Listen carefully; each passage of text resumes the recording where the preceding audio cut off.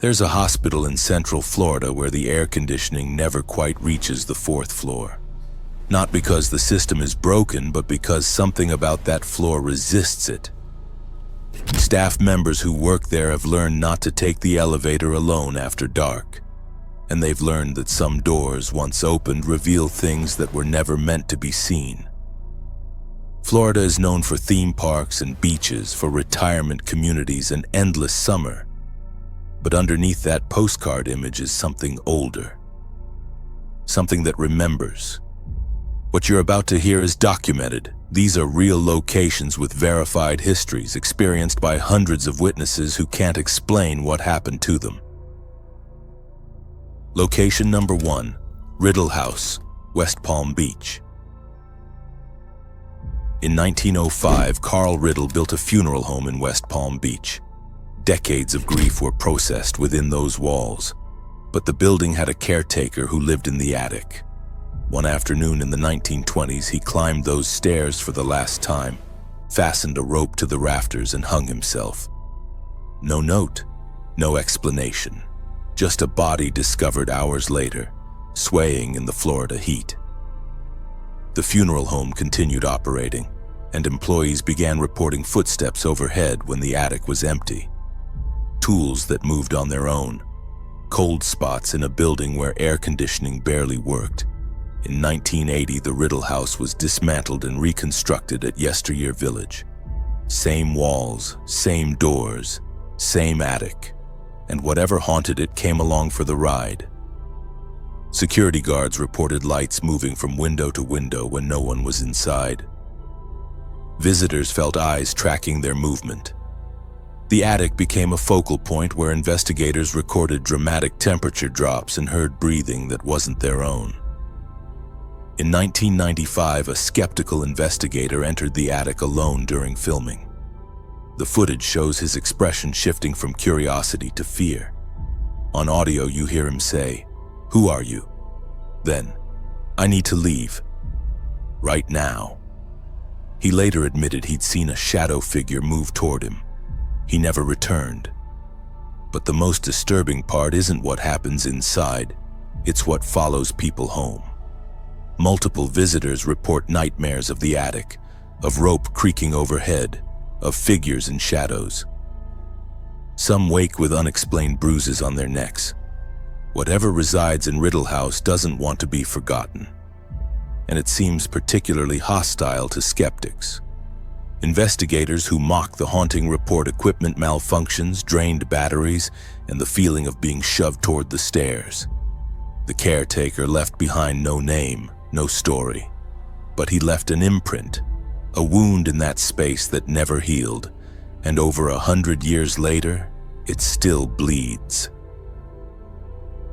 Location number 2, Devil's Chair, Cassadaga. In a cemetery near Cassadaga, the psychic capital of the world, there's a chair made of red brick built directly into the ground. No one knows who constructed it or when. Cemetery records don't mention it. It simply appeared sometime in the early 1900s. They call it the Devil's Chair. The legend, sit in the chair at midnight, leave an offering, and the devil will sit beside you. It sounds like folklore. Except people who sit there consistently report the same experiences. The temperature drops dramatically, suddenly. The cold surrounds the chair but doesn't extend beyond it. Step away and the Florida humidity returns. Sit down and you're enveloped in unseasonable cold. Then they feel something sit beside them. The chair shifts as if under considerable weight. Some feel breath on their neck. Others hear whispering too quiet to understand but close enough to feel. In 2008, college students tested the legend on camera. Marcus sat in the chair at midnight and placed an unopened beer can on the armrest.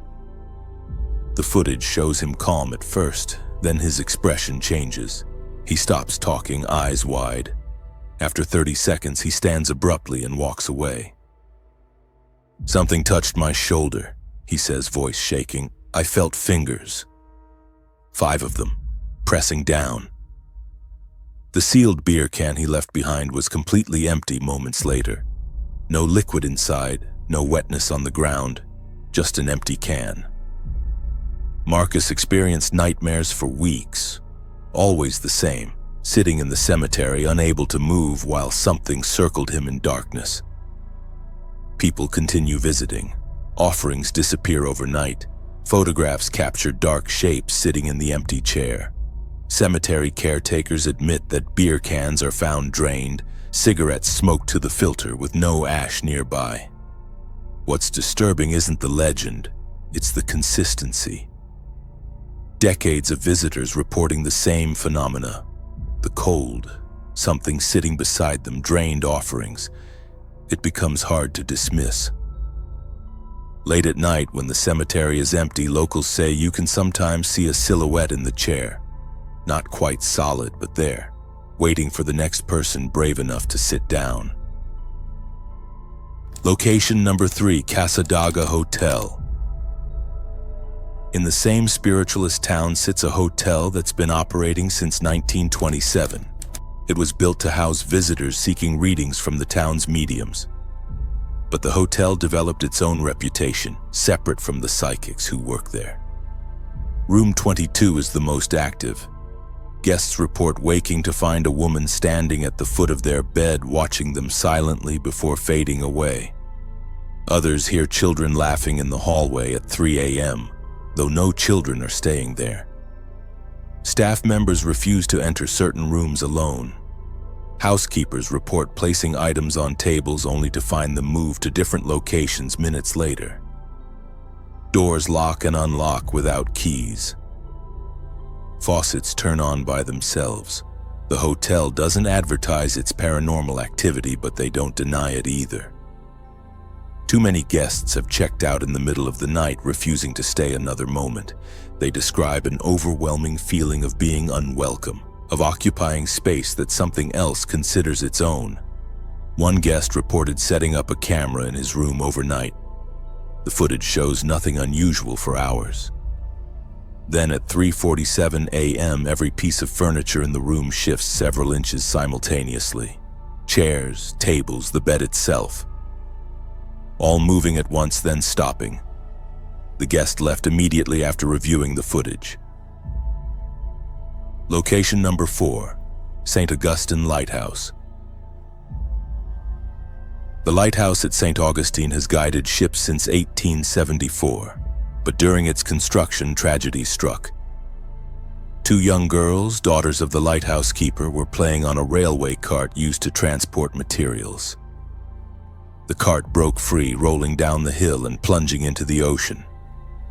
Both girls drowned. Since then, visitors and staff report seeing 2 girls in period clothing playing on the lighthouse grounds. They appear near the water, laughing and chasing each other before vanishing. Some hear children's laughter echoing through the lighthouse tower when it's empty. Keepers who've worked there report tools going missing and reappearing in strange locations. They hear footsteps climbing the spiral stairs when they're alone, and they describe a playful energy, objects being moved as if by curious children. But there's something else at the lighthouse, something darker. In the basement where the original oil for the light was stored, people report an oppressive feeling, a presence that doesn't feel playful at all. Some leave the basement gasping, overwhelmed by sudden anxiety and the feeling of being watched by something hostile. One keeper reported hearing a man's voice in the basement saying, "Get out," when he was alone. He hasn't entered that area since. The lighthouse offers tours, and guides have learned which areas trigger reactions in visitors. Some people refuse to enter the basement, others make it halfway up the tower before something compels them to descend immediately. The 2 girls may still play there, but they're not alone. Something else resides in that lighthouse, in the dark spaces below ground, and it doesn't welcome visitors. Location number 5, Robert the Doll, Key West. In the Fort East Martello Museum in Key West sits a doll that requires permission to photograph. Signs throughout the exhibit warn visitors to ask Robert's permission before taking pictures. If you don't, The consequences follow you home. Robert was given to a boy named Gene Otto in 1906. The doll is life-sized, made of cloth, wearing a sailor suit. Gene kept Robert his entire life, speaking to the doll as if it were alive. Neighbors reported seeing the doll move from window to window in the Otto house when no one was home. After Gene's death, Robert was donated to the museum, and the reports escalated. Visitors photographed the doll without permission and later experienced misfortune, car accidents, health issues, relationship problems. The museum receives hundreds of letters each year from people apologizing to Robert, begging him to lift whatever curse has befallen them. Museum staff find Robert in different positions than where he was left. His expression seems to change between viewings, and some visitors report that Robert's eyes follow them as they move through the exhibit. It sounds absurd, a haunted doll, but the museum's files are filled with letters from people whose lives deteriorated after their visit. People who didn't believe in curses until they experienced them firsthand. One woman photographed Robert without permission during a 2019 visit. Within weeks, she lost her job, her car broke down irreparably, and she suffered a minor stroke. She wrote to the museum apologizing profusely. She sent the letter to Robert directly, begging forgiveness. Her luck, she claims, changed immediately after.